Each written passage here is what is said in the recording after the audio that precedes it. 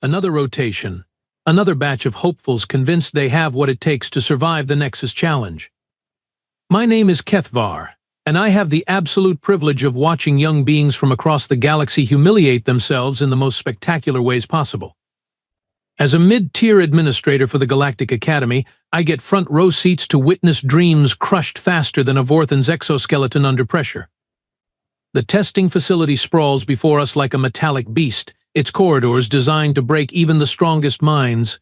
Holographic displays flicker with ominous warnings about the 97% failure rate. Most candidates never make it past the third trial. Those who do often require extensive psychological rehabilitation. Today's contestants represent the galaxy's finest, or so they claim.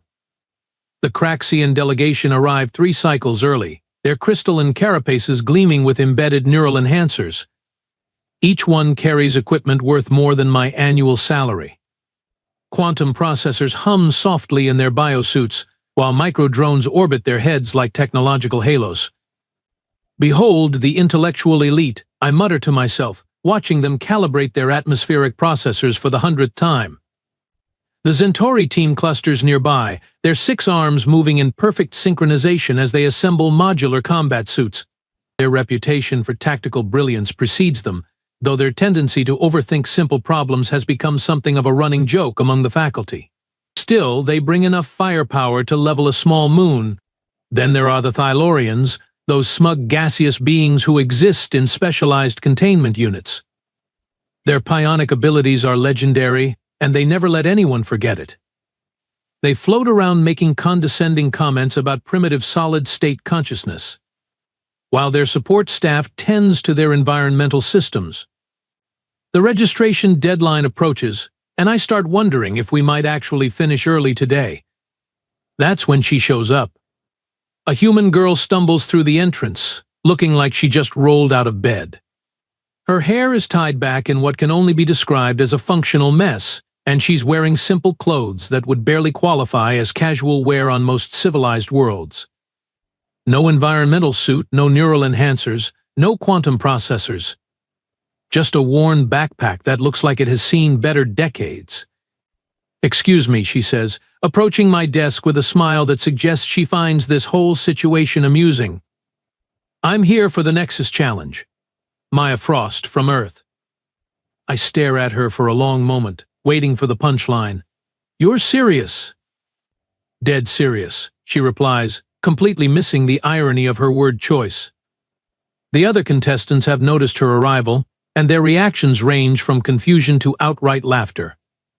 A Craxian chit-talks something that roughly translates to "look at the primitive mammal." The Centauri team exchanges glances that clearly say this will be entertaining. Even the Thylorians pause their philosophical debates to focus their attention on the newcomer. "Where's your equipment?" asks Vorex, the lead Craxian. His voice carries that particular tone of superiority that his species has perfected over millennia. Maya shrugs, patting her backpack. "Got everything I need right here." This triggers another wave of amusement from the assembled candidates. I have to admit, even I'm struggling to maintain professional composure. Humans have quite the reputation in our databases. Their homeworld is classified as a Class 12 Deathworld, which means it's barely habitable by galactic standards. Extreme weather, aggressive wildlife, and enough natural disasters to make a Vorthan weep. The official records describe humans as surprisingly resilient for carbon-based life forms and prone to irrational behavior under stress. What they don't mention is that most civilized species consider them slightly unhinged. Their planet is essentially a torture chamber, and they call it home. You do realize, I explain carefully, that the Nexus Challenge has claimed more lives than the Siege of Arcturus. "Good thing I'm not planning to die today," Maya says, still smiling. The casual way she dismisses mortal danger sends a chill through the room. Even the Thylorians seem unsettled by her nonchalant attitude toward potential annihilation. As I process her registration, I can't shake the feeling that this day is about to become significantly more interesting than my usual routine of watching overconfident aliens learn humility the hard way. The first phase of the Nexus Challenge always separates the genuinely intelligent from the merely well-equipped. The mental cognition trial presents candidates with a series of mathematical puzzles that would make a supercomputer weep. We're talking about 17-dimensional calculus, quantum probability matrices, and temporal logic paradoxes that have stumped entire civilizations. Contestants have exactly 1 standard hour to complete all equations, announces the synthetic voice that manages the trial protocols. A failure to achieve a 70% accuracy rate results in immediate disqualification and probable mental trauma. The Craxians immediately activate their neural enhancers, their crystalline carapaces glowing with processing power. Holographic displays materialize around them, showing complex mathematical models that hurt to look at directly. Their quantum processors hum with enough computational force to calculate the trajectory of every atom in a small solar system. The Centauri team works in perfect coordination, their 6 arms dancing across multiple input devices simultaneously. They've networked their individual processing units into a collective intelligence that can tackle problems from multiple angles at once. It's like watching a perfectly choreographed ballet, if ballet involved solving equations that could break the space-time continuum. The Thylaurians naturally claim they don't need technology because their transcendent consciousness operates on a higher mathematical plane. They float in their containment units, making dramatic gestures while their psionic abilities supposedly interface directly with the quantum mathematics underlying reality itself. And then there's Maya. She pulls out a pencil and a piece of paper, an actual pencil, made of wood and graphite. The kind of primitive writing implement that most species abandoned when they developed basic electronics. She stares at the first equation for about 30 seconds, then starts scribbling numbers like she's working out her grocery budget. Is she actually using manual calculation? Whispers Vorex, his voice carrying a mixture of horror and fascination. I lean forward in my observation chair, genuinely curious now. The human is working through problems that require massive computational power, and she's doing it with what amounts to a sharpened stick and processed tree pulp. Either she's completely insane, or there's something about human cognitive abilities that our databases seriously underestimated. 20 minutes into the trial, the first results start coming in. The Craxians have completed 60% of the equations with their usual precision. The Centauri team has managed 55% through their collective processing approach. The Thylaurians are at 40%, though they insist their answers exist on a higher conceptual level that the testing system can't properly evaluate. Maya is still scribbling away with her primitive pencil, occasionally erasing something and trying a different approach. She looks remarkably calm for someone who should be drowning in mathematical complexity that would challenge a galactic supercomputer. Then the results flash on my screen, and I nearly choke on my beverage. Maya Frost, 78% accuracy, 3rd place overall. That's impossible, states Thyken, the lead Thylaurian. His gaseous form ripples with indignation. No organic brain can process 17-dimensional mathematics without technological assistance. Apparently this one can, I muttered, double-checking the results. The system doesn't lie, and the human girl just outperformed half the galaxy's supposed intellectual elite with a pencil and paper. The second phase begins immediately, because the Nexus Challenge believes in keeping candidates off balance. The physical endurance trial transports everyone to a simulated environment that combines the worst aspects of several hostile worlds. We're talking about temperatures that swing from Arctic freeze to volcanic heat, atmospheric pressure that would crush most beings, and radiation levels that require serious protective equipment. The prepared contestants immediately activate their environmental suits. The Craxians seal themselves in powered armor that could probably survive a direct impact from a small meteor. The Centauri team coordinates their movements through their environmental systems, each member monitoring the other's vital signs. The Thylaurians retreat deeper into their specialized containment units, which now resemble mobile bunkers more than simple life support systems. Maya unzips her jacket. That's it. She doesn't activate any protective systems, doesn't don any specialized equipment. She just removes a layer of clothing like she's adjusting to a slightly warm day and starts walking across terrain that should be actively trying to kill her. The environmental readings on my screen show conditions that would hospitalize most species within minutes. The atmospheric composition alone should be toxic to carbon-based life forms. The temperature fluctuations should cause immediate hypothermia followed by heat stroke. The radiation exposure should be cooking her DNA like a microwave dinner. Instead, Maya strolls through the hellscape like she's taking a casual walk through a park. She even stops to examine some of the more interesting geological formations, completely ignoring the fact that they're glowing with enough radioactivity to power a small city. "How is she not dead?" asks Gentar, one of the younger Centauri observers. His voice carries the kind of panic that comes from watching someone casually violate everything you thought you knew about biology. The other contestants are struggling now. Their environmental suits are working overtime, consuming power at alarming rates. Several Craxians are already showing signs of system strain, their neural enhancers flickering as they divert processing power to life support. The Centauri team has slowed to a crawl, their coordination breaking down as individual members focus on their own survival. Maya finishes the course in record time, looking slightly bored. "Is there water available?" she asks as she approaches the finish line. "All that walking made me thirsty." I stare at the readings again, convinced there must be some kind of error.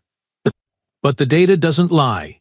She just completed a physical trial designed to test the absolute limits of technological life support systems, and she's asking for refreshments. The panic in the contestants' eyes is becoming noticeable now. These are beings who represent the pinnacle of their respective civilizations, and they're being casually outperformed by someone who apparently considers a Class 12 Deathworld to be pleasant walking weather. The third phase is where most candidates break completely.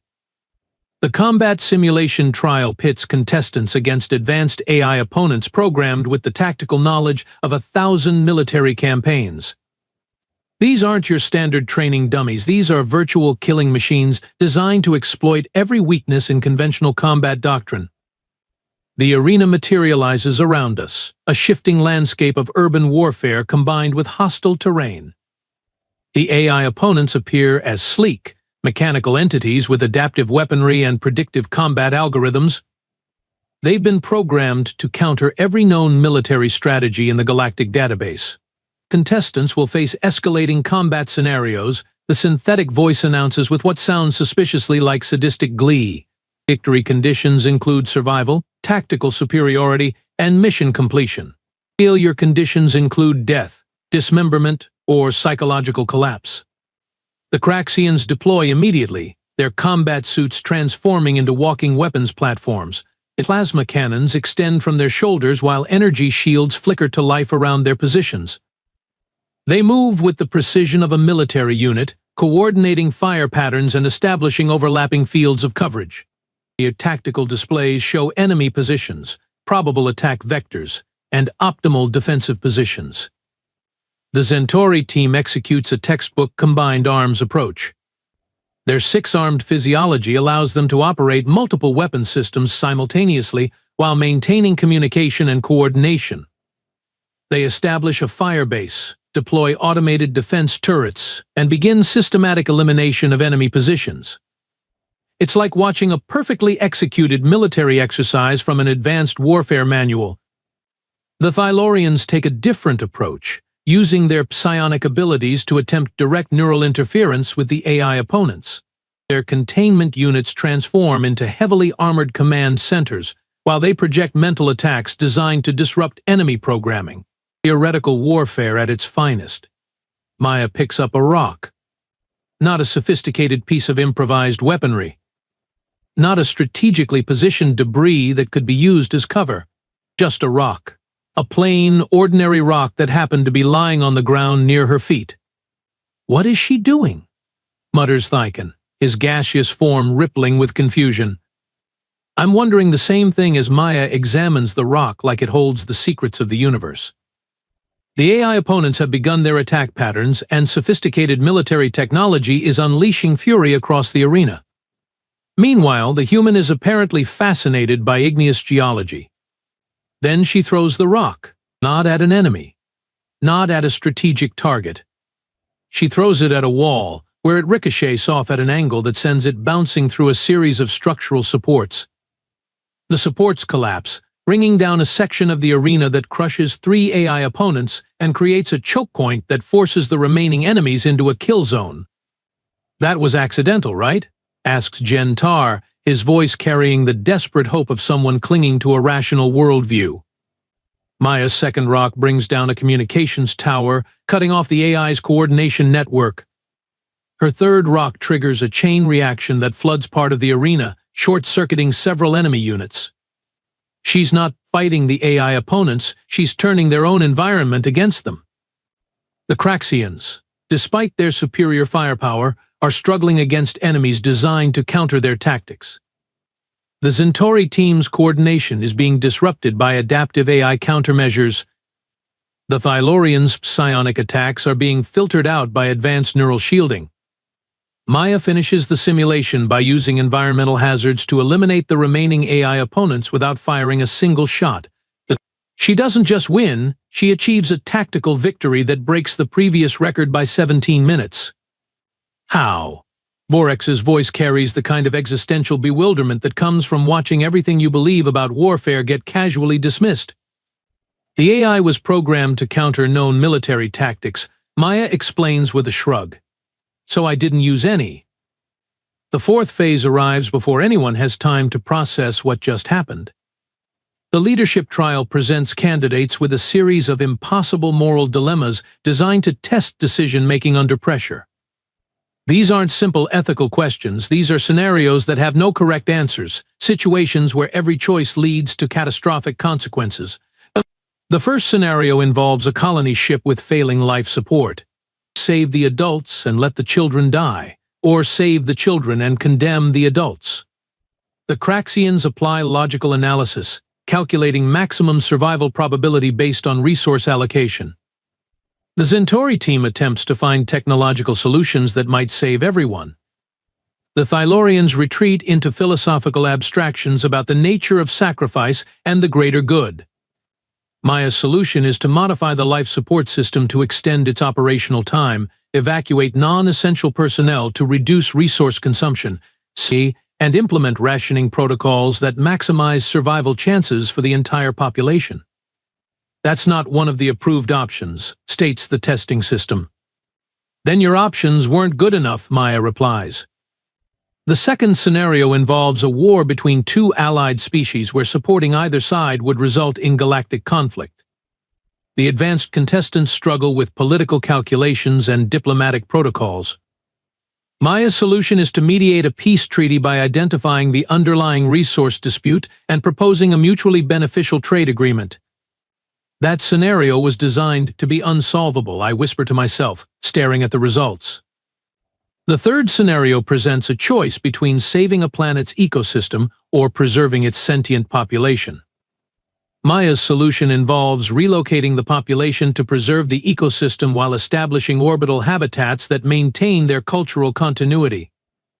By the time the fourth scenario begins, the other contestants have stopped trying to compete and started taking notes. Maya isn't just solving impossible problems, she's revealing that the problems were only impossible because everyone else was thinking inside predetermined parameters. The horrible realization hits me like a cargo hauler at full thrust. Humans aren't just tough because they come from a dangerous world. They're adaptable because they've learned to survive in a universe that's constantly trying to kill them in new and creative ways. They don't just endure impossible situations, they find ways to make the impossible work for them. We've been looking at this all wrong. The other species developed advanced technology to overcome their limitations. Humans developed advanced problem-solving because their limitations kept trying to murder them. Their entire species is essentially a collection of survivors who learned to thrive in conditions that would break anyone else. And we invited one of them to take our most challenging test. The final phase of the Nexus Challenge is called the Crucible, and there's a reason why most Academy instructors refuse to discuss it in polite company. It's a survival scenario specifically designed to break candidates who have somehow managed to survive everything else. The environmental conditions are lethal, the resource scarcity is absolute, and the psychological pressure is engineered to induce complete mental collapse. Previous candidates have emerged from the Crucible as gibbering wrecks, assuming they emerged at all. The Academy's medical wing maintains a special ward for crucible survivors, complete with padded walls and very understanding therapists. The current record holder, a Valorian War veteran named Krex Tool, lasted 47 hours before his rescue beacon activated, and he begged to be extracted while sobbing about invisible predators. The final trial begins now, announces the synthetic voice, sounding positively cheerful about the impending psychological carnage. Candidates will be transported to a hostile environment with minimal resources. Survival time determines final rankings. There is no time limit, no rescue protocol, and no guarantee of extraction. The arena transforms into something that makes the previous trials look like luxury resorts. We're talking about a landscape that combines the worst features of every hostile environment in the known galaxy. Acid rain, predatory fauna, unstable terrain, toxic atmosphere, and weather patterns that seem personally offended by the concept of life itself. The remaining contestants, those who haven't already collapsed from the previous trials, are transported into this nightmare with nothing but basic survival gear. The Craxians immediately begin constructing fortified positions using their remaining technology. The Centauri team establishes a defensive perimeter while cataloging threats and resources. The Thylorians retreat into meditation, presumably attempting to transcend their physical forms before the environment can kill them. Maya looks around, nods appreciatively, and comments, "Reminds me of camping with my family in Colorado." I start updating my personal will. The first day passes, and the monitoring systems show the expected pattern of gradual degradation. The Craxians are burning through their power reserves, maintaining their defensive systems. The Centauri team is struggling with resource allocation and growing interpersonal tensions. The Thylorians are discovering that philosophical transcendence doesn't protect against actual acid rain. Maya, meanwhile, has built a shelter, established a water purification system, and started what appears to be a small garden. She's not just surviving, she's setting up a sustainable living situation like she's planning to retire here. How is she growing plants in toxic soil? I mutter, reviewing the sensor data for the 5th time. By the 2nd day, other candidates are beginning to fail. Gentar activates his emergency beacon after a pack of native predators corners his team. 2 Craxians are extracted after their power systems fail and they start showing signs of environmental poisoning. The lead Thylorian abandons his philosophical approach and begins begging the monitoring system for immediate evacuation. Maya spends the 2nd day helping other contestants. She shares her purified water, offers shelter to those whose defensive systems have failed, and provides medical assistance to candidates suffering from environmental exposure. She's not just thriving in conditions designed to break the strongest minds, she's turned into a one-person rescue operation. This is unprecedented, I report to my supervisors, who are watching the feeds with expressions of barely controlled panic. She's not just surviving the crucible, she's making it livable for others. By the 3rd day, Maya has essentially transformed a section of the hostile environment into a functioning base camp. She's providing resources and shelter to any candidate who needs assistance, while continuing to maintain her own operations with casual efficiency. The monitoring sensors show her stress levels are actually lower than they were during the registration process. On the morning of the 4th day, she breaks Krex Tool's 47-hour record. She doesn't celebrate, doesn't acknowledge the achievement, just continues her morning routine of checking on other candidates and maintaining her improvised settlement. When she reaches the 72-hour mark, officially crushing the Academy's 500-year-old survival record, the testing system automatically declares the trial complete. Maya's response to this historic achievement is to ask, "Does anyone know if there's a cafeteria around here? I'm getting tired of the emergency rations." I sit in stunned silence, reviewing the data streams that chronicle the most comprehensive demolition of established testing protocols in Academy history. A human girl, armed with nothing but a backpack and an apparently unshakable calm, has just redefined what we thought was possible in terms of survival, adaptation, pace, and leadership under pressure. My hands shake slightly as I begin composing my official report. How do you explain to galactic leadership that everything they think they know about species capabilities might be fundamentally wrong? How do you recommend that immediate diplomatic relations be established with a species that can casually outperform your best technology using improvised solutions and what appears to be genetically ingrained adaptability? I settle on the truth, however terrifying it might be. Recommend immediate priority-level diplomatic contact with human civilization. Previous threat assessments require complete revision. Suggest treating Earth as a strategic partner rather than a backwater death world. Also recommend upgrading cafeteria options in case more humans visit. As I finish transmitting my report to Academy Command, Maya approaches my administrative station with the same casual demeanor she's maintained throughout this entire reality-shattering experience. She's carrying her backpack and looks like someone who just finished a mildly interesting afternoon activity rather than someone who has fundamentally altered our understanding of biological limitations. "Thanks for running a smooth operation," she says, extending her hand in what I recognize as a human greeting gesture. "That was actually pretty fun. Good workout, you know." "Fun?" I repeat, my voice barely functional. "You found the Nexus Challenge fun?" "Well, yeah, I mean, it wasn't as challenging as my sister's basic training, but it kept me busy." She pauses, seeming to consider something. "Though I should mention, I'm probably not the best example of human capabilities. I'm pretty average by our standards." The stylus I'm holding snaps in half. "Average," I manage to croak. "Sure. I mean, my sister Riley is the one with real talent. She's in the military, specializes in hostile environment operations. She would have probably finished this whole thing in half the time."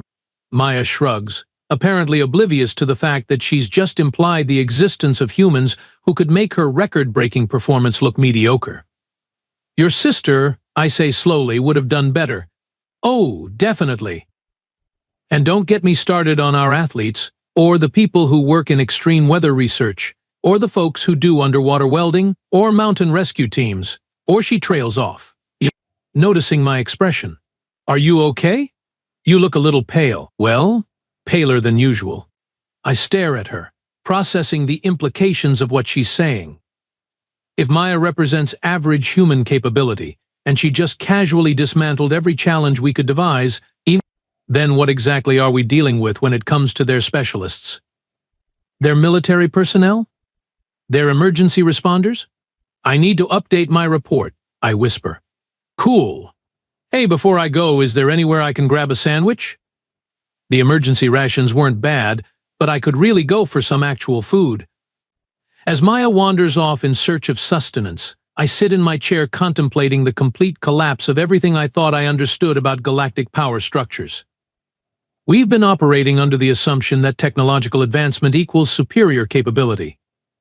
Meanwhile, there's an entire species out there that has achieved superior capability through the simple expedient of refusing to die when their environment tries to kill them. I open a new report file and stare at the blank screen. How do you explain to your superiors that you've discovered a species where the average individual can outperform your best candidates using nothing but improvised solutions and an attitude that treats lethal challenges as mild inconveniences? How do you recommend policy changes when those policies are based on the fundamental assumption that other species need advanced technology to survive in hostile conditions, while these humans apparently consider hostile conditions to be Tuesday? I start typing supplemental report. Previous assessment of human capabilities may have been slightly understated. Recommend complete revision of threat evaluation protocols. Also recommend immediate procurement of stronger furniture for administrative stations, as current equipment may not withstand future existential crises. I pause, delete that last part, and settle for Academy testing protocols require comprehensive review. Current challenges may be insufficient for proper evaluation of Deathworld species. Suggest developing new difficulty standards, assuming we can figure out what might actually challenge these people. Somewhere in the distance, I hear Maya asking a maintenance technician about the location of the nearest pizza restaurant. I add one final note to my report. Recommend establishing food services capable of satisfying Deathworld dietary preferences. Current cafeteria may be inadequate. The galaxy just got a lot more interesting, and I'm not entirely sure that's a good thing.